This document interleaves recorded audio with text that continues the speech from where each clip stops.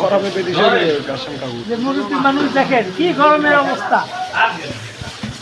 বাংলাদেশের গরমে অবস্থা খারাপ হয়ে যাবে। বেশি বেশি বেশি করে পানি দেন।